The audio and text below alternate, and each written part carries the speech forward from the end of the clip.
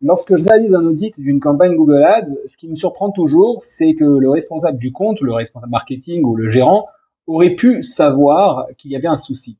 Il aurait pu savoir que les campagnes n'étaient pas assez optimisées ou que le prestataire ne faisait rien du tout. Et il est là le problème finalement. C'est pour ça que je fais cette vidéo aujourd'hui. Si votre prestataire fait son travail, il ne devrait pas être inquiet par cette vidéo. À l'inverse, si c'est pas le cas, vous allez beaucoup m'aimer parce que je vais vous montrer quelques petites choses là tout de suite sur l'écran qui vont beaucoup vous aider. Attention, la confiance n'exclut pas le contrôle. Vous pouvez très bien vous entendre avec votre prestataire, mais vous avez aussi le droit de surveiller que les campagnes qui sont censées générer du lead, voire des ventes ou simplement de la visibilité, soient optimisées au maximum. Allez, on va sur l'écran. On se retrouve tout de suite donc sur le compte d'un client, SEMCO, qui est géré par donc l'agence. Volontairement, j'ai mis des informations très simples, hein, ça m'évitera de trop flouter, puisque ça reste des données sensibles, évidemment, qui n'appartiennent pas à tout le monde. Donc là, on va juste regarder le compte. Alors, plusieurs choses à voir. La première chose, on va aller regarder au niveau des campagnes. Il y a une donnée qui est simple d'observation, c'est la partie finalement qui nous permet de savoir quel est le taux d'optimisation du compte. Donc là, vous avez plusieurs campagnes, vous avez la colonne taux d'optimisation. Évidemment, on pourrait imaginer que la chose à voir, c'est que ça soit à 100%. Eh bien, justement pas. Ce qu'il faut comprendre, c'est que les optimisations que Google conseille sont souvent des optimisations qui vont pousser à la consommation. Du coup, si on valide ce que Google nous donne de manière machinale sans réfléchir, ça va être mauvais pour votre campagne. À l'inverse, par contre, si on se retrouve avec du 30 ou 40%, bah, ça veut dire que derrière, le prestataire ne fait pas le travail. Il n'a pas écouté, il n'a pas regardé au moins, il n'a pas étudié ce qu'il fallait. Et donc, voilà, la moyenne entre 70 et 90%, c'est bien. Ça veut dire qu'il y a une réflexion qui est faite. Il faut être autour des 80-85%, c'est très très bien. Il peut y avoir des campagnes qui ont été testées, des stratégies testées, de l'A/B testing sur de l'optimisation. Donc, c'est tout à fait normal qu'on ne soit pas à 100% et il ne faut pas le faire. En tout cas, c'est le conseil que moi je donne en tant qu'expert SEA, c'est ne pas avoir des comptes qui soient à 100%, sinon on donne un signal à Google qui n'est pas forcément le bon. Voilà, ça c'est le premier point. Le deuxième que je ne peux pas montrer ici, c'est au niveau des annonces. Il y a des annonces qui, par exemple, qui n'existent plus depuis quelques mois, comme les annonces grand format textuel. Il faut vérifier que le prestataire a mis à jour les différentes règles. Ça, c'est une chose. Enfin, le point le plus important, c'est l'historique de modification. Ici, vous voyez que du 1er décembre au 4 janvier, mes équipes ont bien bossé. On a 572 modifications. Les dernières, c'était hier à 15h33. Ça bosse, il y a des filtres.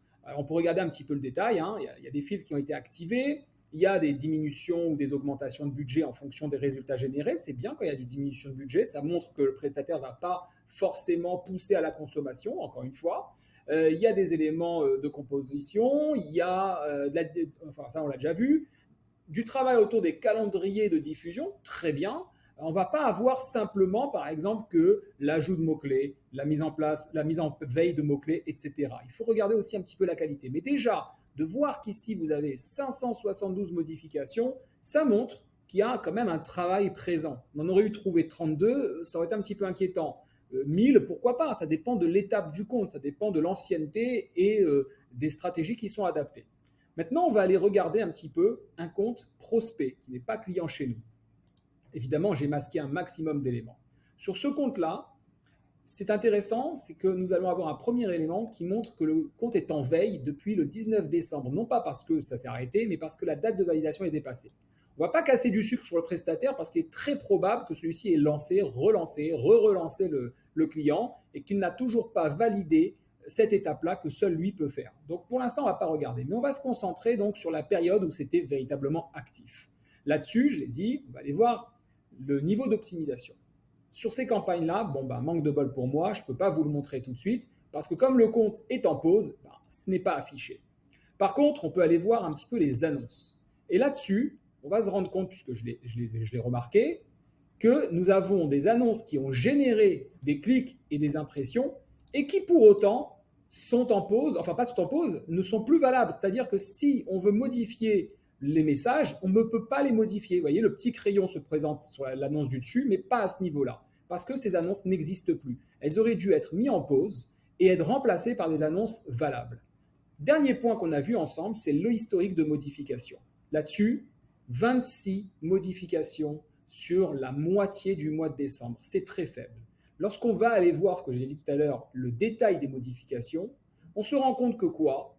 On se rend compte qu'on est sur des recommandations automatiques faites par Google. Pour l'instant, le prestataire n'a pas réagi, n'a rien fait. En plus, les ajustements ne valent absolument rien, ils sont à 0%. On va aller voir quand est-ce que le prestataire a agi. Alors on va dire que jusqu'au 20 décembre, puisque les campagnes ont été suspendues, il n'avait rien à faire, depuis le 20 décembre je veux dire, mais avant il aurait dû. Et là, il n'y a rien du tout. Ah tiens, si, enfin, il est là, le 1er décembre pour une petite diminution de budget. C'est un peu faible. Vous l'avez compris, vous avez ici entre les mains quelques techniques qui vont vous permettre de savoir si le prestataire travaille ou pas.